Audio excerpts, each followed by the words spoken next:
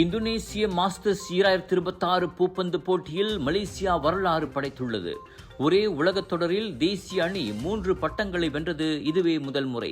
ஆண்கள் இரட்டையர் பிரிவில் கோ ஜீஃபே, நூர் இசுடின் இந்தோனேசியாவின் ரெய்மன் இன்ட்ரா மற்றும் நிக்கலஸ் ஜாக்வினை 21-19, 21-13 என்ற நேரடி செட்களில் வீழ்த்தி 3வது பட்டத்தை கைப்பற்றினர். உலக தரவரிசையில் 9வது இடத்தில் உள்ள ஜீஃபே இசுடின் இஸ்தோரா செனாயான் அரங்கில் இந்தோனேசிய ரசிகர்களின் தொடர் ஆரவாரத்தையும் கூச்சலையும் மீறி வெற்றி பெற்றனர்.